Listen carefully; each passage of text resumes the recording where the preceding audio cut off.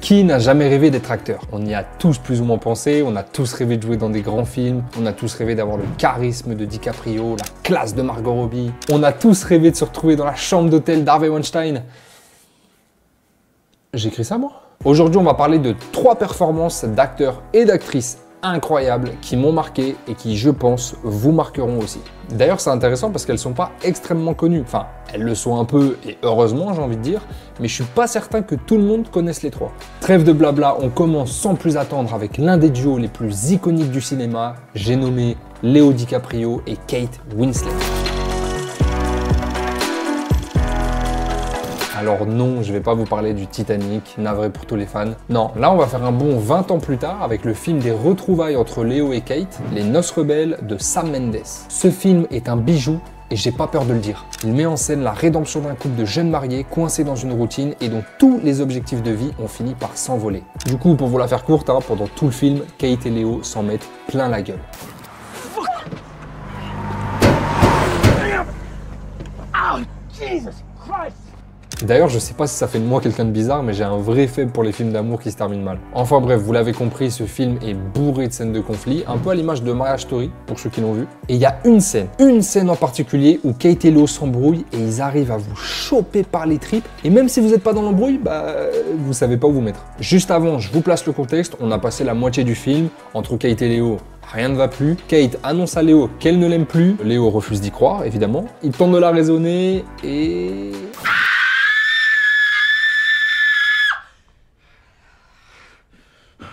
Fuck you, April! Fuck you and all your hateful...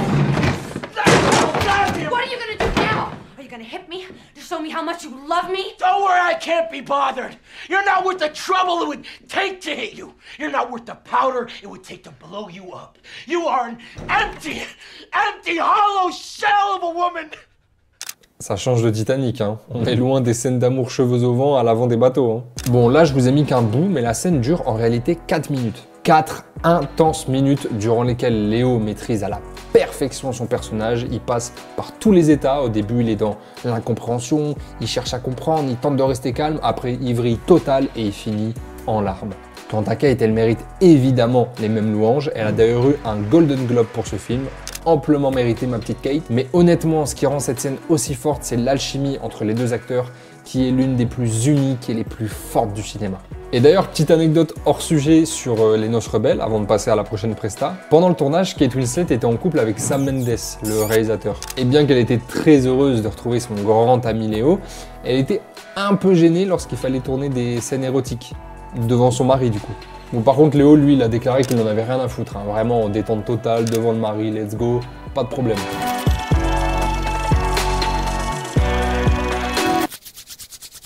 Bon, là je vous préviens, on va parler de mon GOAT ultime. C'est mon acteur préféré all time, donc pardonnez-moi d'avance si je manque un tout petit peu d'objectivité. Je suis allé le voir d'ailleurs récemment à Paris à la salle Playel, j'étais comme un gosse, j'ai même essayé de m'enfermer dans les toilettes pour assister à l'after et pouvoir parler avec lui et prendre une photo. Je me suis fait tège comme une merde par la sécu.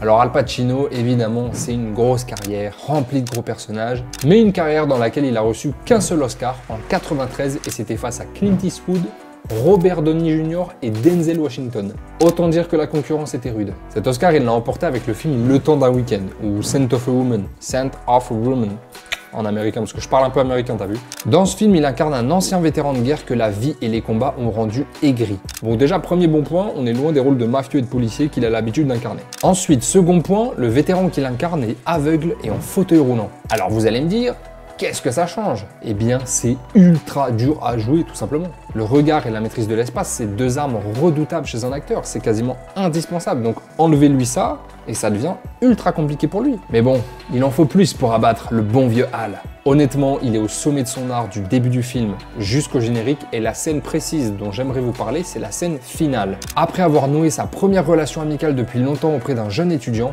Al se retrouve à devoir le défendre lors d'un conseil de discipline de son école. Al Pacino s'embarque alors dans un monologue de 6 minutes et 2 secondes précisément. C'est simple, j'ai jamais été autant absorbé par mon écran que devant cette scène. Out of order, I show you out of order. You don't know what out of order is, Mr. Trask. I'd show you, but I'm too old. I'm too tired, I'm too fucking blind. If I were the man I was 5 years ago, I'd take a flamethrower to this place!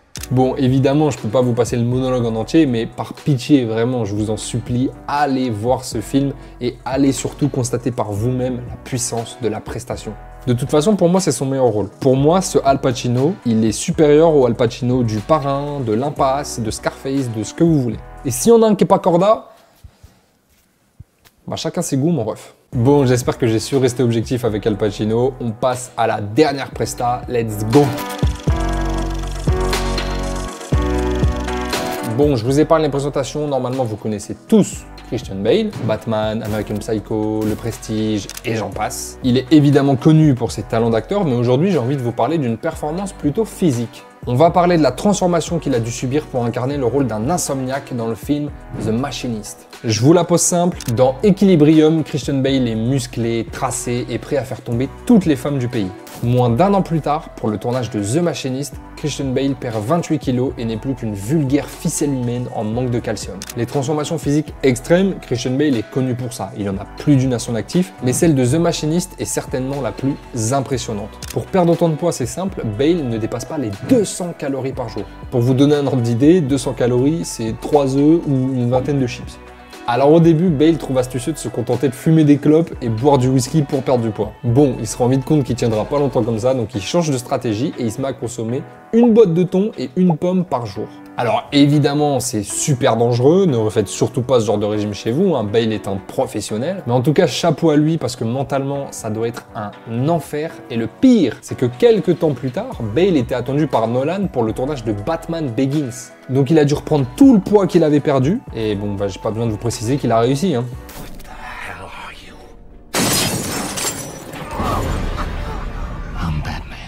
Voilà messieurs dames, j'espère que la vidéo vous aura plu. Je me rends compte que mon top est très masculin, donc avant de m'insulter de misogyne dans les commentaires, laissez-moi placer une petite mention spéciale à Ellie Kemper, qui incarne Erin dans The Office et qui est tout bonnement excellente. Mention spéciale aussi à Mélanie Laurent, non pas pour un film en particulier, mais pour l'ensemble de son œuvre. C'est un petit peu mon Al Pacino féminin. D'ailleurs, vous aussi, dites-moi en commentaire quel prestat d'acteur ou d'actrice vous a marqué, je suis curieux de savoir. Une fois que vous avez fait ça, vous likez la vidéo, vous la partagez, vous vous abonnez, vous activez la cloche, et je pense qu'on sera bon là.